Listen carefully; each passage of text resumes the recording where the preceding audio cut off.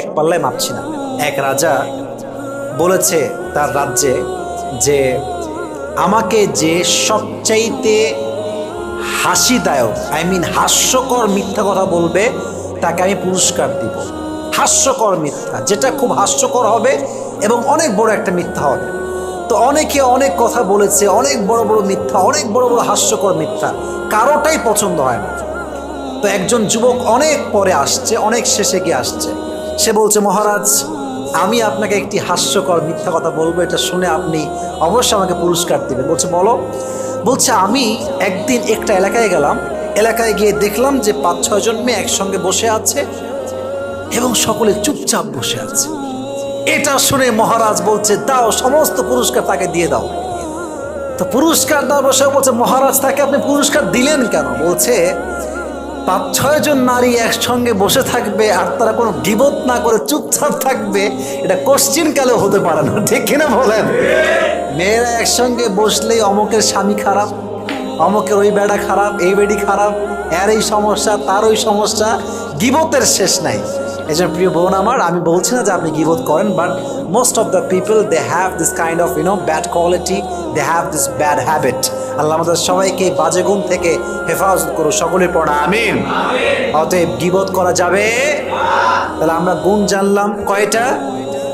বলেন সবাই, কয়টা ছিল? মোট কয়টা? এখন বাকি আছে মোট কয়টা? 7টা। 6 নম্বর গুণ হচ্ছে, যেই নারী, এটা সবার জন্য জরুরি আসলে, যেই নারী হাজবেন্ডের সঙ্গে হাসি খুশি থাকে, হাসি মুখে কথা বলে, হাসি মুখে ট্রিট করে, একটুতেই খাইস্টা বেড়ির মতো খাইস্টামি করে না, এই নারীকে আল্লাহ তাআলা নিজেই ভালোবাসে। সুবহানাল্লাহ পড়ে সবাই। আমি জাস্ট আমাদের বাঙালিদের মতো কথা বলছি, একজন আমাদের বুঝে আসে ভালো করে। দেখি অনেক মেয়ে খিটমিটে টাইপের, খাইস্টা, ওর মুখে অনেকে লবণ মাখা আছে, কোনো হাসি নাই, একটুতে খাইস্টামি করে। আর স্বামী বেচারা না মারতে পারে, না বাঁচতে পারে, না মরতে পারে, ও 2 নৌকার মাঝি হয়ে যায়, 2 নৌকার মাঝখানে ওর পা থাকে। অতএব বোঝা গেল যে স্বামীর সঙ্গে খারাপ ব্যবহার করে তাকে আল্লাহ ভালোবাসতে পারে না, ঠিক কিনা বলেন? তবে হ্যাঁ, আমার যে বোনদের বিয়ে হয়েছে আমি বলবো, দেখেন, এটা আমার রিকোয়েস্ট আপনার কাছে, যেই মেয়েরা বিবাহিতা, সবার কাছে আমার আবদার, যদি আপনার স্বামীর সাথে আপনার রাগারাগি হয়, আপনি রাগটা ছাড়েন, আপনি অভিমানটা প্রকাশ করেন, আপনি বকাঝকা করেন, পরে দুটো কিল ঘুষিও মারেন, সমস্যা নাই, ভালোবাসার কিল ঘুষি। তবে আপনার স্বামীর সঙ্গে রাগারাগি হয়েছে বিধায় এক্স বয়ফ্রেন্ড, যার সঙ্গে আগের রিলেশনশিপ ছিল, মেসেজ দিলেন, জান তোমাকে আমি বিয়ে না করে অনেক ভুল করেছি, তুমি আমার জন্য পারফেক্ট ছিলে, এটা শুধুমাত্র চরিত্রহীন নারী করতে পারে, ঠিক কিনা বলেন? এখন যেইটা আছে এবারে ভালো লাগা, তাই না? ইসলামী, এটা করবেন না বোন। যা আছে স্বামীর উপরেই ঝাড়েন, যা বলতে মন চায় স্বামীকেই বলেন। বাট স্বামীর উপর নারাজ হয়ে, কষ্ট পেয়ে, একটু রাগারাগির জন্য যেই মেয়ে আর এক পুরুষের কাছে যায়, তার চরিত্র ঠিক হতে পারে না, ঠিক কিনা বলেন? আল্লাহ সেই মেয়েদেরকে বোঝার তৌফিক দান করুন। সকলে আমরা মন খুলে পড়ি আমিন। তবে হ্যাঁ, স্বামীকে আসলে নিজের আবেগটা প্রকাশ করতে হয়। দেখেন, আমরা জানি যে আমাকে অমুক ব্যক্তি ভালোবাসে, এটা আমরা ফিল করি, বাট একজন পার্সন আপনাকে ভালোবাসি বললে আপনার ভালোবাসা অটোমেটিক আরো বেড়ে যায়, তাই না? ভালোবাসে, আমি জানি যে আমাকে সে পছন্দ করে, ভালোবাসে, বাট যখন সে আমার সামনে এসে বলে যে আমি আপনাকে ভালোবাসি, এই জন্য বাসি, আজীবন ভালোবাসতে চাই, এই যে কথাগুলো, এটা আপনার ভেতরে মায়া মমতা আরও বেশি বাড়ায়।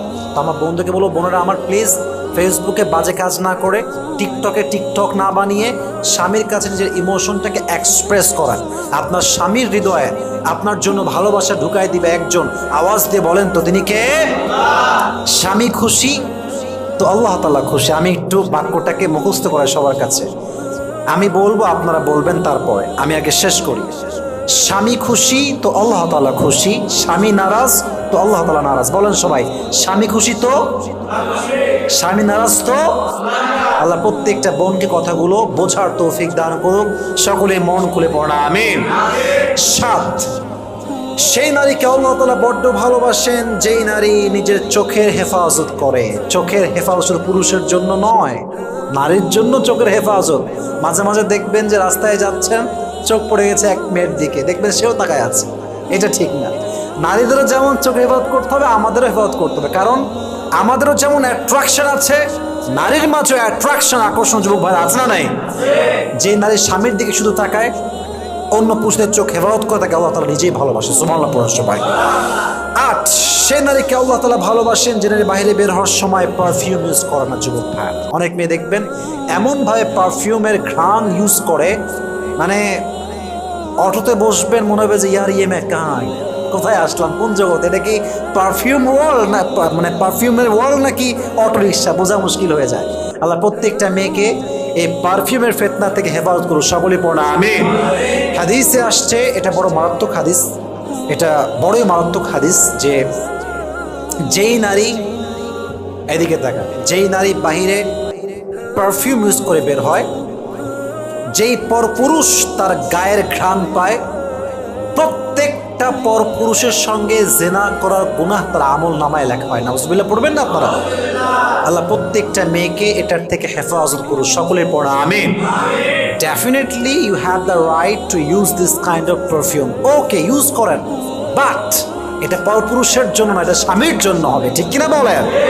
এবার আসুন 9 নাম্বার, যেই মেয়ে স্বামীর বাধ্য, who obeys her husband, Allah subhanahu wa ta'ala loves her so much, যে ব্যক্তি, যেই মেয়ে স্বামীর আনুগত্যশীল, স্বামীর কথা শোনে, তাকে আল্লাহ তাআলা নিজেই ভালোবাসে। সুবহানাল্লাহ পড়বেন না আপনারা?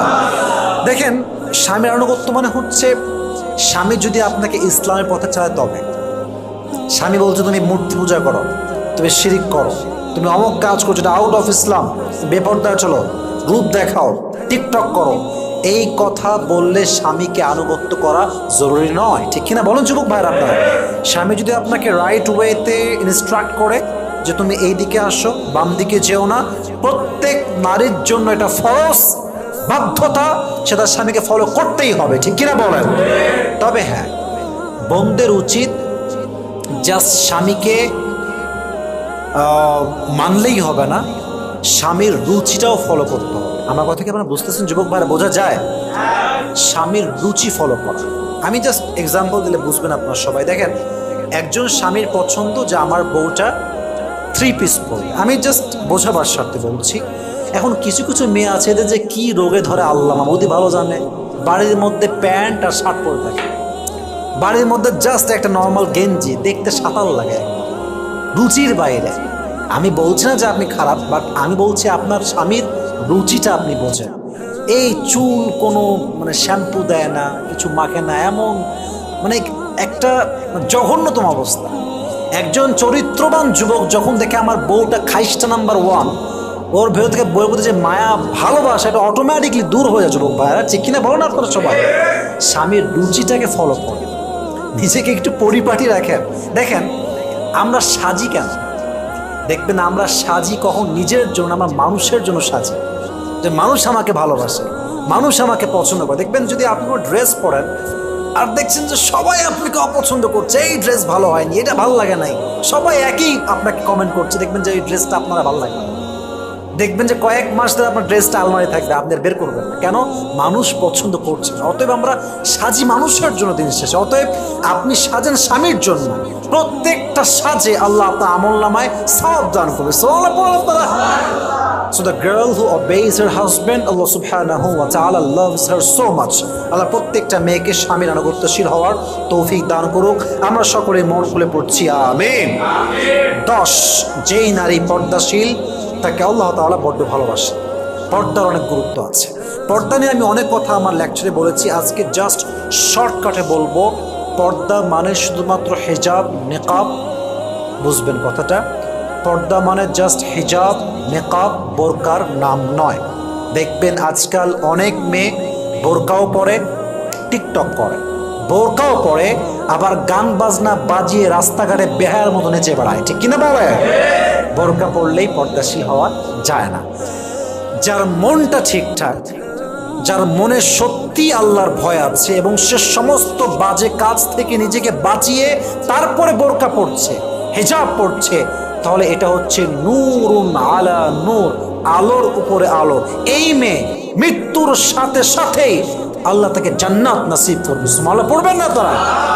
পর্দাটা হচ্ছে জাস্ট আপনার বাহ্যিক ঢাকার জন্য, বাট এটা যদি ভালো না হয় অর্থাৎ অন্তর যদি আপনার ভালো না হয়, আপনি যতই বোরকা পরেন, আপনি যতই হিজাব পরেন, আপনিও 10 জন সস্তা মেয়ের মতোই হয়ে যাবে, ঠিক কিনা বলেন? আল্লাহ প্রত্যেকটা মা বোনকে পর্দাশীল হওয়ার তৌফিক দান করুন, সকলেই মন খুলে পড়া আমিন।